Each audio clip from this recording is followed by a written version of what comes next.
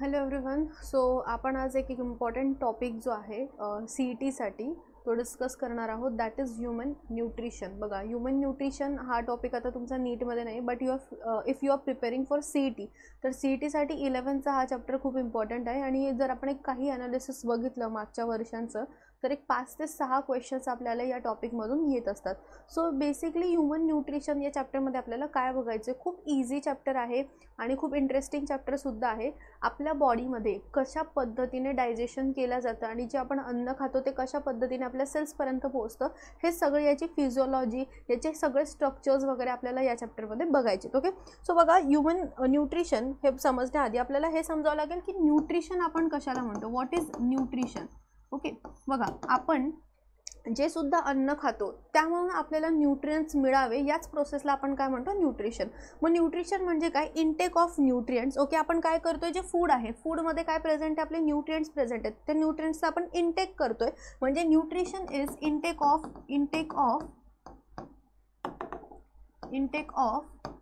Nutrients. आणि फक्त nutrients intake केले म्हणजे झालं का, इंटेक केलं म्हणजे न्यूट्रिशन मिळालं का आपल्याला, नाही. ते न्यूट्रिएंट्स इंटेक केल्यानंतर त्या न्यूट्रिएंट्सचं प्रॉपर ब्रेकडाऊन होऊन ते युटिलाइज व्हायला पाहिजे. माहिती पडलं, आपण न्यूट्रिशन म्हणजे न्यूट्रिएंट्स इंटेक केले आणि कुठल्या प्रोसेसने ते परत बाहेर आले, कोणाला उलटी झाली, काही प्रोसेस झाली, तर हे न्यूट्रिएंट्स तुम्हाला मिळालेत का, बॉडीपर्यंत पोहोचलेत का, युटिलाइज झाले का, तर हे युटिलाइज नाही झाले. मग आपण न्यूट्रिशन कशाला म्हणतोय, ज्या वेळेस आपण न्यूट्रिएंट्स इंटेक करतो, इंटेक केल्यानंतर ते बॉडीमध्ये युटिलाइज केले जातात, त्या पूर्ण प्रोसेसला आपण न्यूट्रिशन म्हणतो.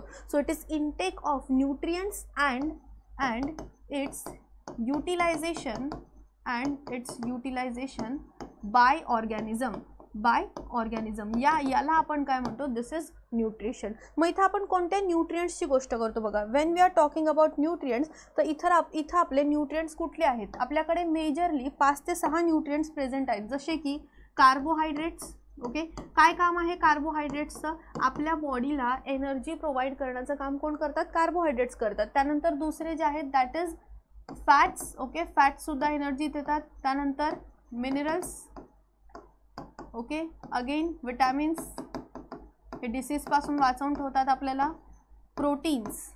Okay, and proteins. Okay, body बिल्डिंगसाठी जे यूज होतात that is protein. So nutrition म्हणजे फक्त न्यूट्रिएंट्स घेणे आणि त्याला युटिलाइज करणे, दॅट इज न्यूट्रिशन. आणि न्यूट्रिएंट्स कुठले आहेत आपल्याकडे, carbohydrates, fats, vitamins, protein, minerals, हे न्यूट्रिशन आहे. मग ही जी प्रोसेस आहे, न्यूट्रिशनच्या काही स्टेप्स आहेत. कुठल्या स्टेप्स फॉलो केल्या जातात आपल्याद्वारे टू परफॉर्म दिस न्यूट्रिशन. सगळ्यात पहिली जी स्टेप आहे दॅट इज इंजेशन, म्हणजे इनटेक ऑफ फूड. सगळ्यात आधी आपण काय करणार आहोत, first is ingestion.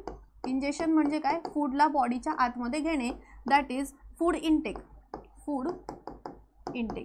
G second step आहे, एकदा फूड बॉडीच्या आतमध्ये गेल्यानंतर आपण त्या फूडला काय करणार आहोत, डायजेस्ट करणार आहोत, म्हणजे ब्रेकडाऊन करणार त्या फूडचं. So second step is digestion. Second step काय आपली, डायजेशन. मग डायजेशनमध्ये आपण काय करतो, डायजेशनमध्ये जे कॉम्प्लेक्स फूड, फॉर एक्झाम्पल आपलं जे मोड ऑफ न्यूट्रिशन आहे, जर आपण ह्युमनचं मोड ऑफ न्यूट्रिशन बघितलं तर ह्युमनचं मोड ऑफ न्यूट्रिशन कसं आहे, human is होलोझोईक.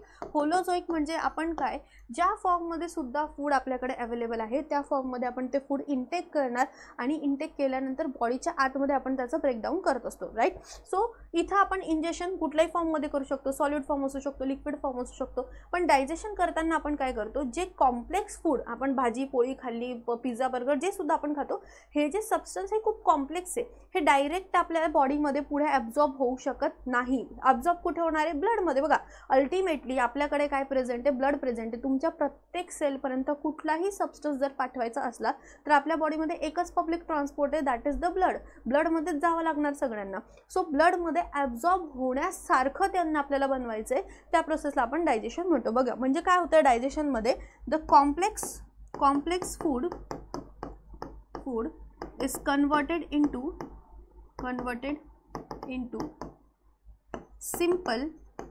simple diffusible substance. Okay, simple diffusible substance. म्हणजे काय म्हणायचं इथं बघा, जे कॉम्प्लेक्स फूड आहे, फॉर एक्झाम्पल आपण समजू की आपण स्टार्च खाल्ला, बटाटा खाल्ला, बटाट्यामध्ये काय प्रेझेंट आहे, स्टार्च प्रेझेंट आहे. आता हा स्टार्च बघा, तुम्ही बायोमॉलिक्यूलसुद्धा स्टडी केले, स्टार्च जो आहे हा ग्लुकोजपासूनच बनलेला आहे. पण खूप सारे ग्लुकोज, किती लाखो ग्लुकोज जोडल्यानंतर तुम्हाला स्टार्चचा एक फॉर्म मिळतो. सो हा फॉर्म डायरेक्ट ब्लडमध्ये ॲब्झॉर्ब होऊ शकतोय का नाही, डिफ्यूज होऊ शकतोय का नाही, मग आपण काय करणार, by the process of digestion, तुम्ही फिजिकली डायजेस्ट करा किंवा मेकॅनिकली डायजेस्ट करा, बघू आपण कशा पद्धतीने आपण डायजेस्ट करतो. या फूडला आपण एवढं तोडायचं की ॲट दी एंड याचा सिम्पलेस्ट फॉर्म आपल्याला मिळाला पाहिजे. आणि कसा फॉर्म, जो ब्लडमध्ये काय होऊ शकतो, ॲब्झॉर्ब होऊ शकतो. So digestion is conversion of complex food into the simple diffusible substances. झालं डायजेशन. त्यानंतर नेक्स्ट काय करणार आपण, याला ॲब्झॉर्ब करणार, कारण आपण डिफ्युजेबल फॉर्ममध्ये बनवलंय. So third step is absorption. Okay, third step is absorption. मग जे सुद्धा सबस्टन्स आता आपण कन्वर्ट केले सिम्पल फॉर्ममध्ये त्याला आपण काय करणार आहोत, ॲब्झॉर्ब करणार आहोत. तो it is absorption of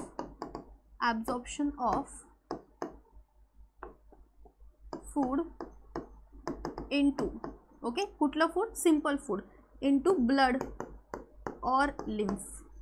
okay, आपल्या बॉडीमध्ये मेजरली जे फूड आहे ते कुठे ॲब्झॉर्ब होत असतं, ब्लडमध्ये ॲब्झॉर्ब होत असते. आणि काही जे पार्टिकल्स आहेत, फॅट्स वगैरे, ते लिम्फमध्ये ॲब्झॉर्ब होतात. आले लक्षात इथपर्यंत. आपण बघूयात कशा पद्धतीने ॲब्झॉर्प्शन होतं.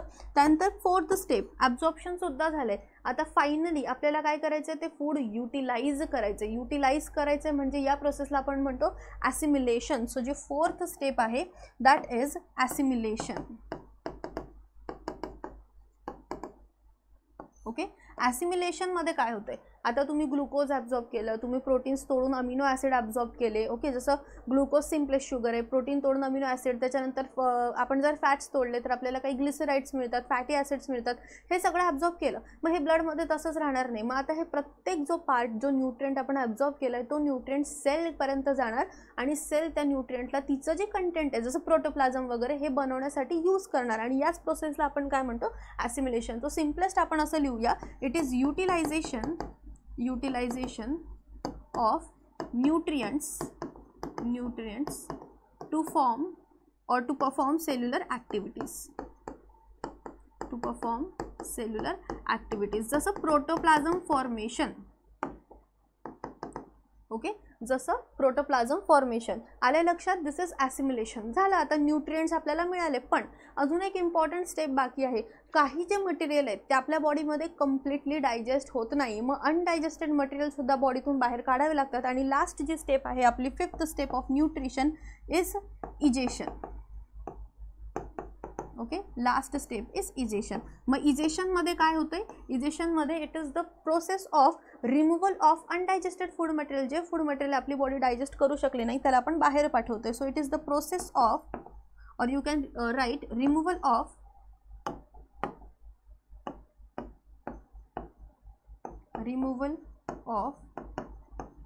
undigested food material.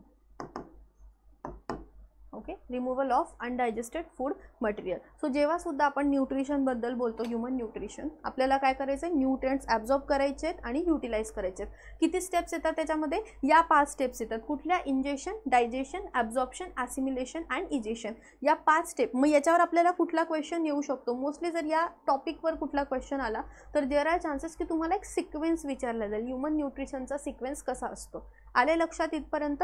त्यानंतर नेक्स्ट बघा, हे स्टडी करण्यासाठी आपल्याला ह्युमन बॉडीचं स्ट्रक्चर आधी स्टडी करावं लागणार, की आपलं न्यूट्रिशन जे आहे, ही जी प्रोसेस आहे ही आपल्या कुठल्या सिस्टीममध्ये चालते, डायजेस्टिव्ह सिस्टीममध्ये चालते. मग जर आपण ह्युमन डायजेस्टिव्ह सिस्टीमला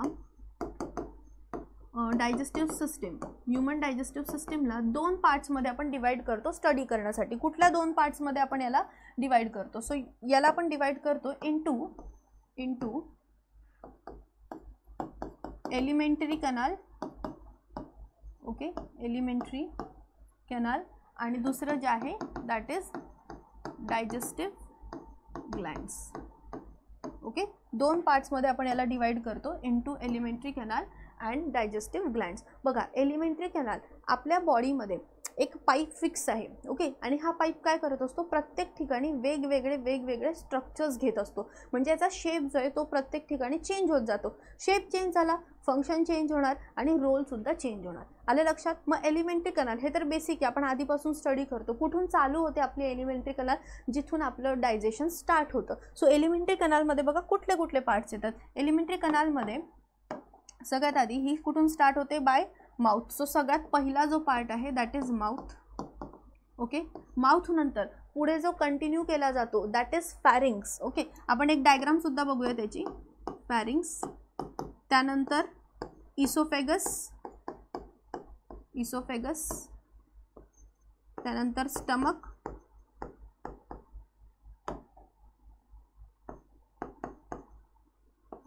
ओके, त्यानंतर small intestine,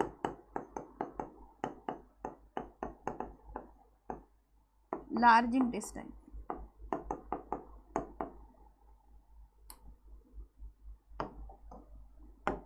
small intestine and large intestine. हे सगळं आपल्या एका पाईपमध्ये येतं, त्याला आपण काय म्हणतो, एलिमेंटरी कनाल. मग एका मिनिटात आपण याचं स्ट्रक्चर बघूयात. Okay, so this is the structure of your elementary canal. मग बघा, एलिमेंटरी कॅनल कुठून स्टार्ट होते, इथून स्टार्ट होते, विच कन्सिस्ट ऑफ माउथ. हे जे प्रेझेंट आहे दॅट इज माउथ. त्यानंतर हा जो पार्ट आहे बघा, एखादी व्यक्ती जर अशी उभी आहे तर तिच्या पुढच्या साईडला कुठला पाईप प्रेझेंट असतो, अँटेरियर साईडला विंड पाईप प्रेझेंट असतो, ट्रकिया प्रेझेंट असतो. आणि त्याच्या मागच्या साईडला काय प्रेझेंट असतो, तुमचा फूड पाईप प्रेझेंट असतो. म्हणजे जर ही ट्रकिया काढून टाकली तर याच्या मागे काय प्रेझेंट आहे, फूड पाईप प्रेझेंट आहे, ज्याला आपण काय म्हणतो, oesophagus. Okay, so mouth opens into oesophagus. इसोफेगसमध्ये ओपनिंग होते. त्यानंतर इसोफेगस बघा एकच पाईप कंटिन्यू करतोय, त्याचा फक्त पुढे काय चेंज झालं, शेप चेंज झालाय. येते लक्षामध्ये, एखाद लेअर आत पुढे कमी जास्त होऊ शकतो, ते आपण पुढे बघू. सो हा जो पार्ट जे शेप स्ट्रक्चर बनलाय that is known as stomach. Okay, जो जे शेप स्ट्रक्चर बनलेला आहे that is stomach. This is esophagus, mouth. Okay, त्यानंतर स्टमक बघा, स्टमक पुढे जाऊन एक यू शेप स्ट्रक्चर घेते. Okay, which is actually part of the small intestine. याला आपण म्हणतो duodenum. Okay, this region is known as duodenum. आणि हे जे आपल्याला दिसते आतमध्ये बघा, स्टमक इथून असं आतमध्ये जाते, हे जे आपल्याला स्ट्रक्चर दिसते this is structure of small intestine. Okay, आणि जो डिओडिनम आहे तो सुद्धा स्मॉल इंटेस्टाइनचाच पार्ट आहे, पण फक्त तो कुठून कंटिन्यू करतोय, स्टमकमधून कंटिन्यू करतोय. आणि त्याच्या साईडला जे प्रेझेंट आहे this is the large intestine. Okay, this is large intestine, किंवा याला आपण सिकम सुद्धा म्हणतो. लार्ज इंटेस्टाइनचा हा जो पार्ट आहे दिस इज सिकम. पण आता आपण फक्त एलिमेंटरीचं स्ट्रक्चर बघतोय म्हणून आपण याला म्हणूयात लार्ज इंटेस्टाइन. हे लार्ज इंटेस्टाइन खाली ओपन होतं into the anus by rectum. Okay, so हा एकच पाईप लाईक स्ट्रक्चर आहे जो पुढे जाऊन टर्न अँड ट्विस्ट घेतो आणि त्याचा शेप चेंज होतो, म्हणून रोल आणि त्याचं फंक्शन सुद्धा चेंज होतं. आलं लक्षामध्ये, mouth, oesophagus, stomach, small intestine, large intestine एवढं आपल्या एलिमेंटरी कनालमध्ये प्रेझेंट आहे. मग जर आपण बघितलं तर ही जी एलिमेंटरी कनाल आहे ही टोटल केवढी आहे, अप्रॉक्सिमेटली 8 ते 10 मीटर लॉंग एवढी आपली एलिमेंटरी कनाल प्रेझेंट आहे. It is about 8 to 10 meter long. इथंच लिहून घेऊ आपण, it is about 8 to 10 meter long. हे सगळं आपल्या कशामध्ये प्रेझेंट आहे, एलिमेंटरी कनाल. फक्त एलिमेंटरी कनाल एकटं काहीही करू शकत नाही. डायजेशनसाठी काही ज्युसेसच्या गरज लागतात आणि ते ज्युसेस सिक्रेट करणाऱ्या ज्या ग्लँड्स आहेत त्या ग्लँड्सला आपण काय म्हणतो, डायजेस्टिव्ह ग्लँड्स. मग आपल्या बॉडीमध्ये टोटल 4 टाईप्सच्या मेजर डायजेस्टिव्ह ग्लँड्स प्रेझेंट आहेत जे डायजेशन करायला हेल्प करतात. सगळ्यात आधी डायजेशन स्टार्ट होतं फ्रॉम माउथ. मग माउथमध्ये आपल्याकडे प्रेझेंट असतात सलायव्हरी ग्लँड्स. ओके, माउथमध्ये काय प्रेझेंट आहे आपल्याकडे, सलायव्हरी ग्लँड्स. ओके, त्यानंतर इसोफेगसमध्ये कुठलीही ग्लँड प्रेझेंट नाही. सो नेक्स्ट जो पार्ट आहे दॅट इज स्टमक. स्टमकमध्ये काय प्रेझेंट असतात, गॅस्ट्रिक ग्लँड्स प्रेझेंट असतात. ओके, स्टमकमध्ये काय प्रेझेंट आहेत, गॅस्ट्रिक ग्लँड्स. त्यानंतर स्मॉल इंटेस्टाइनमध्ये सुद्धा काही ग्लँड्स असतात बट तेवढा मेजर नाही आहे. आणि मग तुमचं प्रेझेंट आहे लिव्हर. Okay, and पँक्रियास. म्हणजे हा चॅप्टर स्टडी करताना आपल्याला हे प्रत्येक पार्ट थोडे डिटेलमध्ये स्टडी करायचे, त्यांचे फंक्शन स्टडी करायचे आणि डायजेस्टिव्ह ग्लँड्ससुद्धा स्टडी करायचे. So will start with the first part that is mouth. Okay, mouth.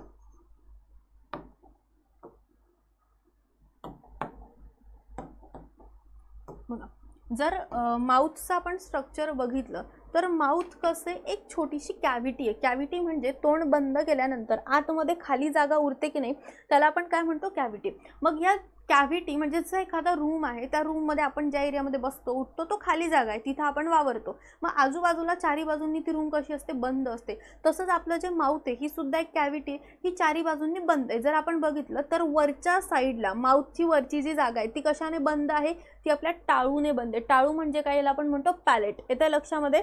मग जी रूफ जो आहे आपल्या माउथचं रूफ कोण फॉर्म करते, पॅलेट फॉर्म करतोय. लक्षात. मग इथंच आपण लिहू बघा, mouth. Mouth is a cavity. Okay, हे काय आहे, एक कॅव्हिटी आहे आणि या कॅव्हिटीला आपण काय म्हणतो, this cavity is known as buccal cavity. याला आपण काय म्हणतो बेटा, this is known as buccal cavity किंवा इलाच आपण काय म्हणतो, oral cavity. Okay, this is buccal cavity or oral cavity. मग या बकल कॅव्हिटीचे चारही जे पार्ट्स आहेत म्हणजे आजूबाजूच्या ज्या वॉल्स आहेत ते कोण बनवते, माउथचं जे रूफ आहे, रूफ म्हणजे वरचा भाग, कोण बनवत आहे, टाळ बनवते आपली, that is known as palate. Okay, so it is formed by palate. Okay, दोन टाईपचे पॅलेट्स आहेत आपल्या बॉडीमध्ये. जर जीभ तुम्ही थोडी पुढच्या भागाला लावली, ज्या भागाला आपले दात प्रेझेंट असतात त्याच्या वरच्या साईडला, तर इकडे आपल्याला थोडंसं रफ स्ट्रक्चर लागतं. ओके, याला आपण म्हणतो हार्ड पॅलेट. सो आधी जे प्रेझेंट आहे सुरुवातीला ते काय प्रेझेंट आहे आपल्याकडे, हार्ड पॅलेट. आणि मागच्या साईडला जीभ अशी थोडी मागच्या साईडला जर आपण टाळूला लावली तर मागची जी साईड आहे ती आपल्याला सॉफ्ट लागत असते, म्हणजे ते तुमचं काय प्रेझेंट आहे, सॉफ्ट पॅलेट. आलंय लक्षामध्ये. सो जे रूफ आहे ते कोण बनवतंय, माउथचं पॅलेट बनवते. त्यानंतर आजूबाजूची जी जागा आहे हे कोण फॉर्म करतात, आपले चिक्स फॉर्म करतात. ओके, सो त्यानंतर sides of mouth is formed by cheeks. Okay, sides आपले कशामुळे बनतात, चिक्समुळे बनतात. त्यानंतर नेक्स्ट जो पार्ट आहे, जो फ्लोअर आहे, ओके, जो फ्लोअर सरफेस आहे तो कोण बनवते, आपली टंग बनवते. पूर्ण माउथ बंद केल्यानंतर खाली काय प्रेझेंट असतं, टंग प्रेझेंट असते. ओके, सो जो फ्लोअर आहे, the floor is formed by tongue. Floor is form by tongue. Clear. आणि नेक्स्ट जो पार्ट, ही याच्याने आपली तुमची कॅव्हिटी तयार झाली, पूर्ण कॅव्हिटी. अजून या व्यतिरिक्त या बकल कॅव्हिटीमध्ये काय काय प्रेझेंट आहे, या व्यतिरिक्त सर्वात इम्पॉर्टंट जो आपल्या बकल कॅव्हिटीमध्ये प्रेझेंट आहे ते म्हणजे आपल्या टीथचं स्ट्रक्चर.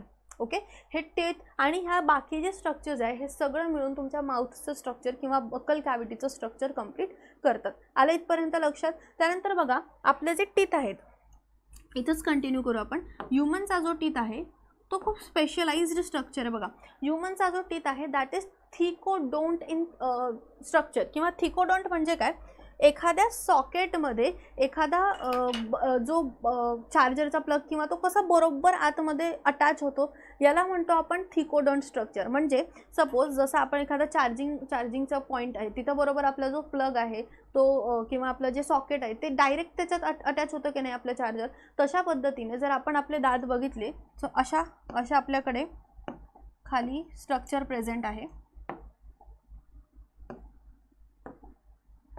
असं सॉकेट सारखं स्ट्रक्चर प्रेझेंट आहे आणि याच्यात बरोबर आपले दात जे ते याच्यामध्ये अडकलेले अशा पद्धतीने. ओके, बरोबर याच्यामध्ये एम्बेडेड आहे, एम्बेडेड इन देअर सॉकेट. अशा स्ट्रक्चरला आपण काय म्हणतो, थिकोडोंट स्ट्रक्चर. मग बघा, जे आपले टीथ आहे they are thecodont in structure. These are thecodont. थिकोडोंटचा अर्थ काय होतो, embedded in socket. Embedded in socket. आलं लक्षात. त्यानंतर आपल्या टीथला अजून एक आपली टर्मिनॉलॉजी आहे that is they are heterodont. हेटेरोडोंटचा अर्थ काय होतो, हेटेरोचा अर्थ काय होतो, ओके, हेटेरोचा अर्थ काय होतो, डिफरंट. मग आपल्याकडे एकच टाईपचे टीथ नाही आहे, आपण डेंटल फॉर्म्युला सुद्धा स्टडी करू. आपल्याकडे 4 वेगवेगळ्या टाईपचे टीथ प्रेझेंट आहे, डिफरंट टाईपचे, कारण त्या प्रत्येक टाईपचं स्ट्रक्चर वेगळे म्हणजे त्याचं फंक्शन सुद्धा वेगळं असणार. ओके, सो हेटेरोडोंट टीथ म्हणजे डिफरंट फॉर्म्स. ओके, आपल्याकडे डिफरंट फॉर्म्स प्रेझेंट आहेत. मग कुठले डिफरंट फॉर्म्स आपल्याकडे प्रेझेंट आहे, आपल्याकडे प्रेझेंट आहेत इन्सिजर्स, कॅनाइन्स. ओके, त्यानंतर प्रीमोलार्स अँड फोर्थ जे आहे दॅट इज मोलार्स. सो हे 4 डिफरंट टाईप्सचे आपल्याकडे काय प्रेझेंट आहे, टीथ प्रेझेंट आहे. म्हणून याला आपण काय म्हणतो, हेटेरोडोंट. आणि हे जे टीथ आहे हे आपल्या पूर्ण लाईफ स्पॅनमध्ये 2 वेळेस येतात, म्हणजे डायफायोडोंट आहे. Okay, these are also डायफायोडोंट.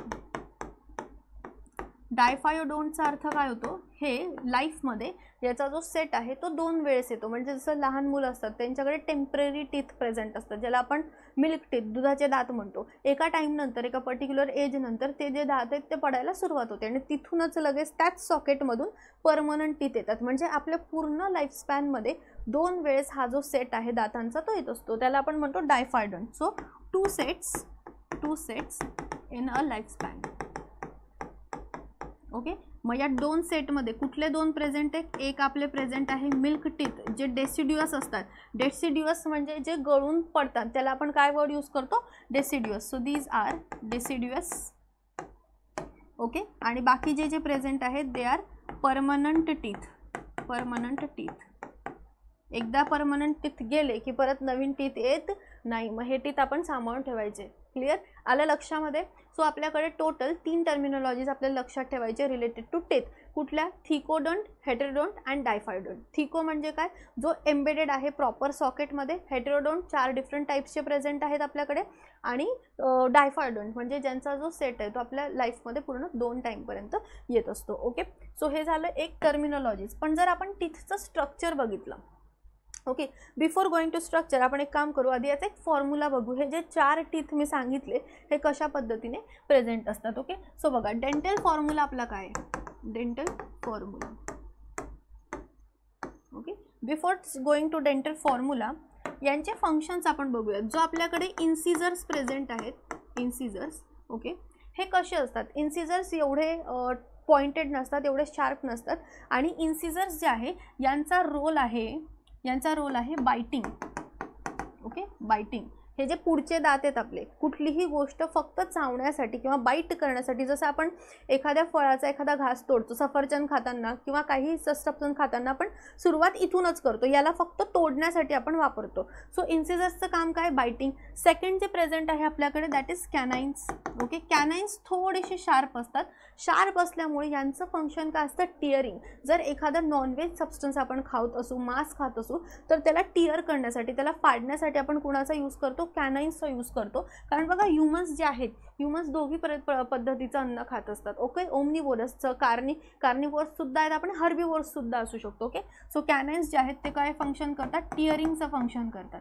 त्यानंतर प्रेझेंट आहे प्रीमोलार्स अँड मोलार्स. प्रीमोलार्स अँड मोलार्स यांचं एकच फंक्शन आहे. ओके, यांचा जर तुम्ही ऑब्झर्व केला तर हा इथं मागच्या साईडला जे प्रेझेंट आहे यांचा सरफेस एरिया थोडा मोठा असतो. ओके, 4 असे वेगवेगळे कच्चे आपल्याला प्रॉपर दिसतात. मग इथे एक जागा प्रेझेंट आहे, म्हणजे हे दात काय करू शकतात? त्या सरफेस एरियावर ॲक्च्युली जे कॉम्प्लेक्स सबस्टन्स आहे त्याला ब्रेक डाऊन करू शकतात. मग यांचं जे काम आहे that is crushing and grinding of food. Crushing and grinding of food. आले लक्षामध्ये? म्हणून आपण याला काय म्हणतोय? Heterodont structure. Clear? This is the heterodont structure. आणि यांचे फंक्शन सुद्धा त्या पद्धतीनेच काय करतायत? व्हॅरी करतायत. ओके, आता आपण बघूया की डेंटल फॉर्म्युला काय सांगतो. सो आपल्याकडे टोटल किती दात प्रेझेंट आहेत? एका अडल्टमध्ये टोटल 32 दात जे आहेत ते प्रेझेंट असतात. ओके, सो डेंटल फॉर्म्युलामध्ये बघा, total teeth. Okay, total teeth किती प्रेझेंट आहे आपल्याकडे? 32 प्रेझेंट आहे. ओके, एक डायग्राम आपण बघूया त्याच्यासाठी. All right, so dental formula आपण कसा बनवत असतो? आपल्याकडे 4 डिफरंट टाईपचे टीथ प्रेझेंट आहे. हा फॉर्म्युला बनवताना आपण हाफ जॉ कन्सिडर करतो. ओके, सगळ्यात आधी लक्षात घ्या की हा आपला जो आहे कम्प्लीट माउथचं स्ट्रक्चर दिलं आहे. जो वरच्या साईडला प्रेझेंट आहे दिस इज द अप्पर जॉ. ओके, हा जो प्रेझेंट आहे हा अप्पर जॉ आहे आणि खाली जो प्रेझेंट आहे दिस इज द लोअर जॉ. आता आपण फॉर्म्युला बनवताना हाफ जॉचाच फॉर्म्युला बनवतो, म्हणजे हाफ अप्पर आणि हाफ लोअर असा फॉर्म्युला बनवतो. सो सगळ्यात आधी आपल्याकडे काय प्रेझेंट आहेत? इन्सिजर्स प्रेझेंट आहेत. मग इन्सिजर्स कुठल्या पार्टला प्रेझेंट असतात? जे आपले सुरुवातीचे ते दात दिसतात बघा, हा किंवा आपण इथं बघूयात हा आणि हा, जे सुरुवातीचे 2 दात आपल्याला दिसतात अशा पद्धतीचे यांना आपण काय म्हणतो? इन्सिजर्स. ओके, सो आपण जो फॉर्म्युला बनवतोय तो हाफ अप्पर जॉ आणि हाफ लोअर जॉ असं बनवतोय. म्हणून येणार आपलं I 2/2, 2 वरती 2 खालच्या साईडला प्रेझेंट आहे. त्यानंतर नेक्स्ट कुठला प्रेझेंट होता? आपला कॅनाइन्स. ओके, थोडासा जो शार्प असतो हा जो दिसतोय तुम्हाला. Okay, this is the canine. एक वरती प्रेझेंट आहे आणि एक कॅनाइन हा आपला खालती प्रेझेंट आहे, थोडासा पॉइंटेड असतो फॉर द फंक्शन ऑफ टिअरिंग. तो कॅनाइन किती प्रेझेंट आहे आपल्याकडे? 1 कॅनाइन वरती, 1 कॅनाइन खाली. So C 1/1. त्यानंतर नेक्स्ट आपल्याकडे काय प्रेझेंट आहेत? प्रीमोलार्स प्रेझेंट आहेत. बघा, हे 1 आणि 2 हे 2 प्रीमोलार्स आहेत. किंवा वरती जर तुम्ही बघितलं तर हे इन्सिजर्स 2, कॅनाइन्स आणि हे 2 बघा चांगले चौडे आहेत, थोडासा सरफेस एरिया इथं जास्त प्रेझेंट आहे. These are premolars. किती प्रेझेंट आहेत प्रीमोलार्स? 2 प्रेझेंट आहे, म्हणजे PM 2/2. आणि लास्ट आपल्याकडे काय प्रेझेंट आहेत? मोलार्स प्रेझेंट आहेत. हे दिसतात तुम्हाला 1, 2, 3 किंवा याच जॉमध्ये आपण बघितलं 1, 2, 3. सो 3 मोलार्स वरती आणि हे 3 मोलार्स वरती आणि 3 मोलार्स खाली. सो M3/3 असा हा आपला हाफ फॉर्म्युला तयार होतो. हाफ जॉचा formula I 2/2, C 1/1, PM 2/2 and M 3/3. Okay. पण अगेन आपल्याला काय पाहिजे आहे? Total 32 teeth. हा जॉ सुद्धा आपला राहिला आहे. So it is multiplied by 2. लक्षात बघा, टोटल करा. 2, 1, 2, 3 हे वरचे किती झाले तुमचे टोटल? दिस हे बघा 2 आणि 2 4 आणि हे 8 झाले. ओके. वरती 8, खाली 8, 16 एका साईडचे 16 आणि खालचे सुद्धा किती प्रेझेंट आहे म्हणजे त्या साईडचे सुद्धा 16. असे टोटल 32 टीथ आपले होतात. डेंटल फॉर्म्युला लक्षात आला कशा पद्धतीने आपले दात प्रेझेंट आहेत. जे सुरुवातीचे दात दिसतात that is incisors, canines, premolars and molars. Okay. So आपण याचं स्ट्रक्चर लिहून घेऊ.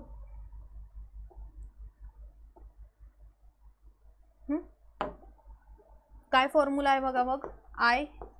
I 2/2, C 1/1, प्रीमोलार्स 2/2 and molars 3/3. म्हणजे 2, 1, 2, 3, 2, 1, 2, 3 असे टोटल किती झाले? हे 8 इंटू आपण काय करतोय 2, कारण हाफ तिकडचा सुद्धा जॉ घ्यायचा आपल्याला.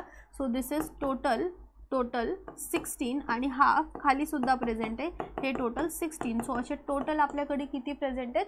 32 टीथ प्रेझेंट आहे. हा जो वरचा आपण घेतोय दिस इज फॉर अप्पर जॉ. ओके.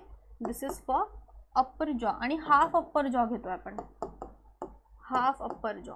आणि हे जे आपण बघतोय दिस इज फॉर हाफ लोअर जॉ. Okay. This is for half lower जॉ. सो अशा पद्धतीने आपला डेंटल फॉर्म्युला जो आहे तो प्रेझेंट असतो. यामध्ये तुम्हाला नंबर्स विचारले जाऊ शकतात, डेंटल फॉर्म्युला सुद्धा विचारला जाऊ शकतो. पण हा कुणाचा डेंटल फॉर्म्युला आहे? हा अडल्ट्सचा डेंटल फॉर्म्युला आहे. ओके. इन अडल्ट्स हा अडल्ट्सचा डेंटल फॉर्म्युला आहे. जर लहान मुलांमध्ये ज्यांच्यामध्ये डेसिडियस टीथ जे असतात अजून प्रेझेंट त्यांचा फॉर्म्युला वेगळा असतो. इथपर्यंत लक्षात आलंय? So this is about teeth. Okay. टीथचा एक अजून पार्ट तुमच्या बुकमध्ये दिलेला आहे that is structure of teeth. Okay. मग एका टूथच्या स्ट्रक्चरमध्ये बघा काय काय प्रेझेंट असतं. एक छोटीशी डायग्राम ही तुमच्या बुकमध्ये सुद्धा दिली. सो आपण सगळ्यात आधी समजून घेऊ की टीथ जे आहे आपले थिकोडोंट आहे. ओके. एका सॉकेटमध्ये अटॅच आहे. मग आपण खाली जर बघितलं तर हसल्यानंतर सगळ्यात आधी आपल्याला खाली काय दिसतं? आपली हिरडी दिसते, गम्स दिसतात. मग हा जो पार्ट आपल्याला दिसतोय this part is gums. Okay. Right. हा जो पार्ट आपल्याला दिसतोय दिस पार्ट इज गम्स. या गम्समध्ये जो गम्सच्या खालचा पार्ट प्रेझेंट आहे, गम्सच्या खाली जो एम्बेडेड पार्ट प्रेझेंट आहे तेवढ्या पार्टला आपण काय म्हणतोय? रूट म्हणतोय. एवढं लक्षात येत आहे? गम्स आधी वरचं सोडून द्या, आधी एवढं समजून घ्या की आपल्या हिरड्यांच्या खाली जो पार्ट प्रेझेंट आहे त्याला आपण काय म्हणतो? रूट. So root. आणि याच्यामध्ये बघा तुम्हाला 2-3 प्रोजेक्शन दिसतात. एक हे प्रोजेक्शन दिसतंय, हे एक प्रोजेक्शन दिसतंय. सो बेसिकली रूट काय आहे? 2 to 3 projections embedded in to the gums, याला आपण म्हणतो root. Okay. So root is 2 to 3 projections embedded into gums. Okay. याला आपण रूट म्हणतो. मग बघा या रूटमध्ये काय काय प्रेझेंट आहे. या रूटमध्ये सगळ्यात ही जी आपल्याला रेड कलरची दिसते आहे that is pulp cavity. Okay. जी आपल्याला रेड कलरची दिसते आहे दॅट इज पल्प कॅव्हिटी. आता या पल्प कॅव्हिटीमध्ये काय काय प्रेझेंट आहे? जितक्या सुद्धा आपल्या ब्लड वेसल्स किंवा नर्व्स असतात त्या सगळ्या नर्व्स कुठे प्रेझेंट असतात? या पल्प कॅव्हिटीमध्ये प्रेझेंट असतात. So okay. सो इथं लिहिते मी बघा पल्प कॅव्हिटी. काय प्रेझेंट आहे या पल्प कॅव्हिटीमध्ये? It contains nerves and blood vessels. Okay. यामध्ये काय प्रेझेंट आहे? नर्व्स आणि ब्लड वेसल्स प्रेझेंट आहे. त्यानंतर ही जी पल्प कॅव्हिटी आहे ही पल्प कॅव्हिटी कशाच्या तरी साहाय्याने एम्बेडेड आहे. याच्यामध्ये आपल्याला हे जे स्ट्रक्चर दिसतं आहे हे पूर्ण स्ट्रक्चर जे आहे कनेक्टिव्ह टिश्यूचं स्ट्रक्चर आहे. म्हणजे ही पल्प कॅव्हिटी कशाने कव्हर केलेली आहे? एका कनेक्टिव्ह टिश्यूने कव्हर केली आणि या कनेक्टिव्ह टिश्यूला आपण काय म्हणतो? दिस इज डेंटाईन. ओके. सो इथंच लिहूयात आपण ही जी पल्प कॅव्हिटी आहे it is covered covered with dentine. आणि डेंटाइन काय आहे? Dentine is a connective tissue, जो कशाला कव्हर करतोय? आपल्या पल्प कॅव्हिटीला कव्हर करतोय. So dentine is nothing but dentine is a connective tissue. Okay, dentine काय आपला एक कनेक्टिव्ह टिश्यू आहे. त्यानंतर डेंटाइनच्या वरती, आता इथून तुमचा गमवाला पार्ट जो आहे तो संपला, राईट. त्या वरती जो प्रोजेक्टेड झालेला पार्ट आहे व्हाईटिश कलरचा, या पार्टला आपण म्हणतो this part is known as crown. Okay, जो पार्ट आपल्याला वरती दिसतो एवढ्या पार्टला आपण काय म्हणतोय? क्राऊन. आणि एवढा पार्ट जो आहे तो काय आपला रूट. म्हणजे जो टूथ आहे हा बेसिकली दोन पार्ट्सने बनलेला आहे, crown and root. Okay, so crown काय आहे? It is the outward projected part. Outward projected part. Okay, projected कशापासून झालाय? Projected from gums. गम्समधून जो बाहेर निघालेला पार्ट आहे that is known as crown. कशा कलरचा आहे? व्हाईटिश कलरचा आहे. आणि हा कशाने बनलेला असतो? बघा, हा बनलेला असतो, it is made up of, इथेच लिहूयात आपण, crown is made up of enamel. Okay, कशाचा बनलेला आहे हा क्राऊन? हा इनॅमलचा बनलेला. बघा, इनॅमल हा आपल्या बॉडीचा हार्डेस्ट सबस्टन्स आहे, बोनपेक्षा सुद्धा हार्डेस्ट. कशाने बनलेला आहे इनॅमल? इनॅमल बनलेला असतो कॅल्शियम कार्बोनेट्सचा. इथंच आपण लिहूयात, this enamel is formed bye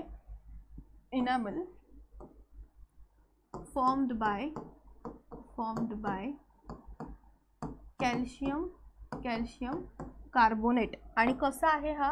it is the hardest substance. Okay, this is the hardest substance. आले लक्षात? मग बघा, आपल्या टूथमध्ये मेजरली दोन पार्ट्स प्रेझेंट आहेत. कुठले दोन पार्ट्स प्रेझेंट आहेत? Crown and root. क्राऊन वरती प्रोजेक्टेड झालेला आहे, इनॅमलचा बनलेला आहे, व्हाईटिश कलरचा आहे. आणि इनॅमल कशाचं बनलं आहे? कॅल्शियम कार्बोनेटचं बनलं आहे. त्याच्या खालचा जो पार्ट आहे जो गम्समध्ये एम्बेडेड आहे त्याला आपण काय म्हणतो? That is the root part. Okay, या रूटमध्ये काय प्रेझेंट? एक पल्प कॅव्हिटी प्रेझेंट आहे, व्हेरी सेन्सिटिव्ह. त्या पल्प कॅव्हिटीमध्ये काय काय प्रेझेंट असणार? आपले ब्लड वेसल्स आणि कॅपिलरीज किंवा नर्व्स प्रेझेंट असतील. आणि नर्व्सच्या वरती म्हणजे त्या पल्प कॅव्हिटीच्या जस्ट वरती हे जे स्ट्रक्चर दिसते आपल्याला, दिस स्ट्रक्चर इज डेंटाइन. आणि या डेंटाइनच्या वरती कशाचं कवरिंग आहे? डेंटाइनच्या वरती कवरिंग आहे व्हाईटिश पार्टचं, that is the enamel. Okay, this is dentine.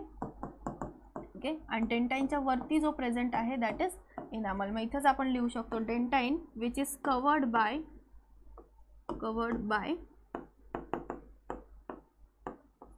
Enamel. आले लक्षामध्ये? So this is the structure of tooth.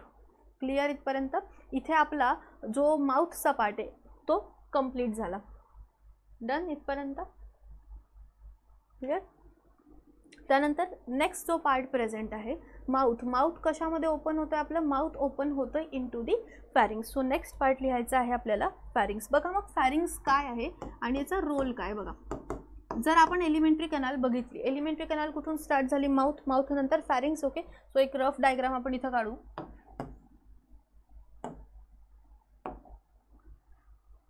Okay,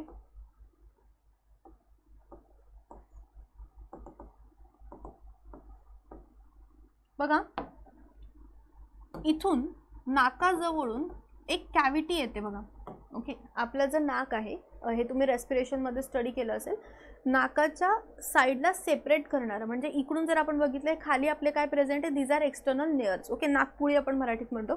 so या एक्सटर्नल नेअर्सच्या मध्ये जी जागा आहे तिला आपण काय म्हणतो? Nasal cavity. म्हणजे ही जी आपली प्रेझेंट आहे, जस्ट अ सेकंड,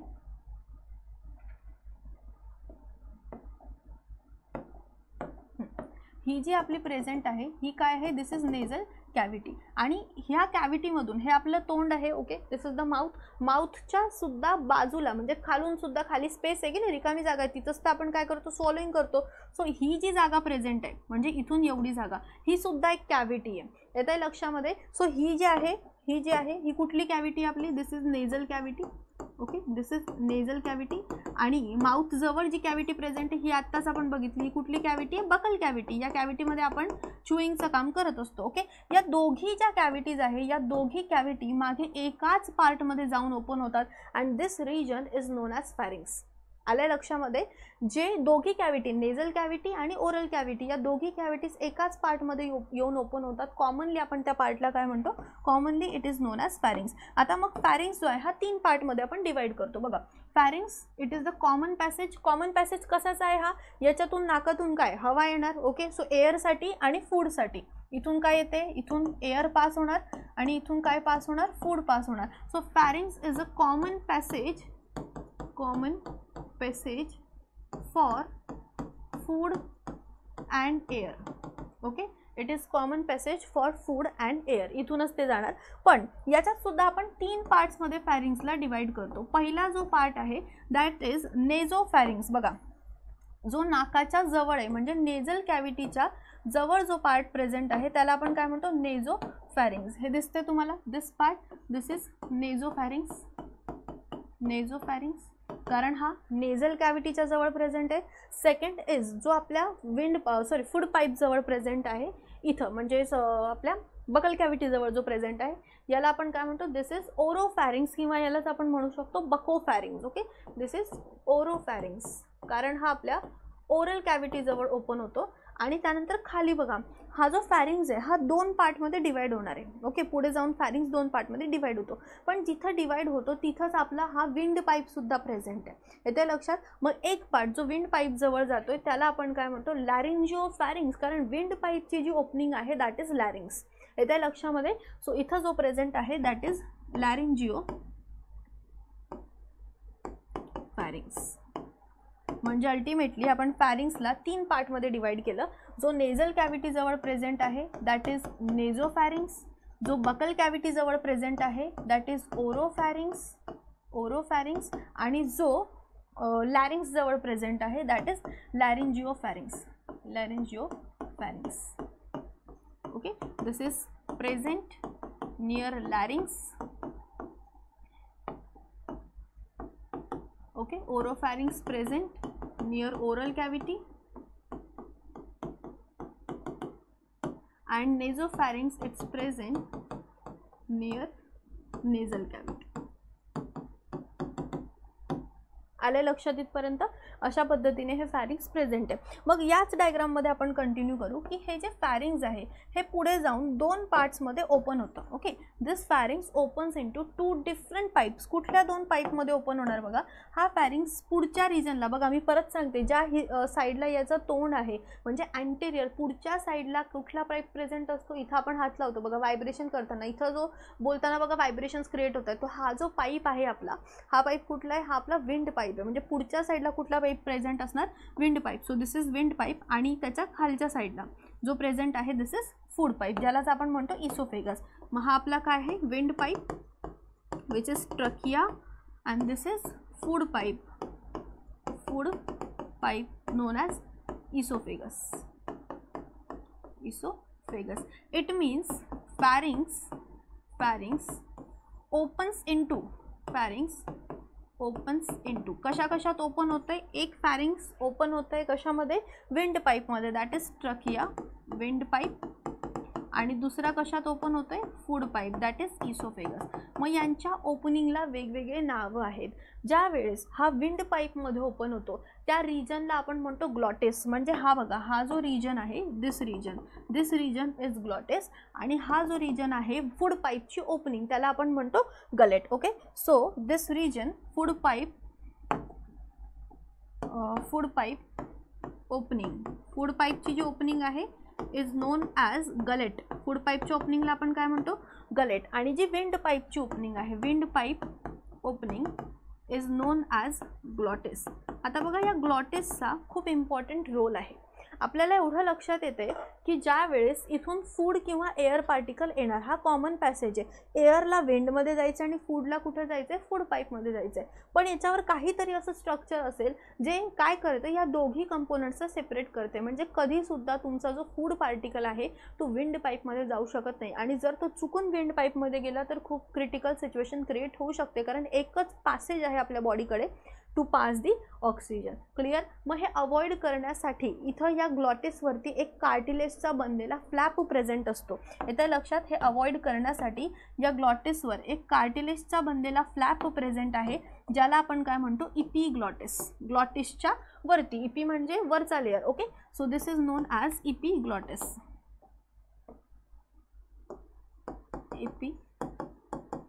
इपिग्लॉटिस. ओके, मग हा इपिग्लॉटिस कसा प्रेझेंट असतो? सपोज बघा, ज्यावेळेस सुद्धा आपण एखादा गिळतो, अन्न गिळताना तुम्ही इथं फील करू शकता की हा जो पाईप आहे हा थोडासा काय तो वरती येत असतो. म्हणजे ही जी आपली ट्रकिया आहे ही अशा पद्धतीने प्रेझेंट आहे आणि इकडे हा इपिग्लॉटिस प्रेझेंट आहे. हा कधी मूव्ह नाही करत, इपिग्लॉटिस तसाच प्रेझेंट आहे. पण ज्या वेळेस आपण स्वॉलोइंग करतोय, ग्लुटेशन करतोय, त्यावेळेस काय होतं, हा जो इपिग्लॉटिस आहे, ओके सॉरी, ही जी ट्रकिया आहे ही ट्रकिया वरती येते आणि ही trachea, suppose this is trachea, ही ट्रकिया वरती आल्यामुळे काय होतं, ही अल्टिमेटली क्लोज होते आणि क्लोज झाली ट्रकिया म्हणजे फूड पार्टिकल कुठे जाणार, तुमच्या फूड पाईपमध्ये जाणार. सो इपिग्लॉटिसचा एवढा इम्पॉर्टंट रोल आहे. मग याच्यातच आपण लिहू, glottis is covered by, glottis is covered by a cartilaginous flap, किंवा इथं लिहून घेऊ आपण, glottis is covered by epiglottis. आणि हा इपिग्लॉटिस कसा आहे, इट इज कार्टिलॅजिनस, कार्टिलेजचा बनलेला आहे. हा कार्टिलॅजिनस, मस्क्युलर नाही आहे, लक्षात ठेवा. It is made up of cartilage. Cartilage काय आपले कनेक्टिव्ह टिश्यू, कार्टिलॅजिनस फ्लॅप. आणि हा काय करतं, it prevents the entry of food into the wind pipe. हा विंड पाईपला बंद करणार, त्याच्यामुळे अल्टिमेटली जो फूड आहे तो कशामध्ये जातो, आपल्या फूड पाईपमध्ये. So it prevents entry of food into wind pipe. आले लक्षामध्ये. अशा पद्धतीने आपले जे डायजेस्टिव्ह सिस्टमची स्टार्टिंग अशी प्रेझेंट. ओके, सो आजच्या पार्टमध्ये आपण 2 इम्पॉर्टंट टॉपिक्स कवर केले, एलिमेंटरी कनालचे, that is mouth and pharynx. In next part आपण पुढचा जो पार्ट आहे तो कंटिन्यू करू, that is oesophagus to anus. Okay, तोपर्यंत याचे काही क्वेश्चनसुद्धा आपण पुढच्या ह्याच्यात सॉल्व्ह करणार आहोत. याबद्दल जर तुम्हाला काही डाऊट असेल तर तुम्ही पटापट खाली कमेंट करा.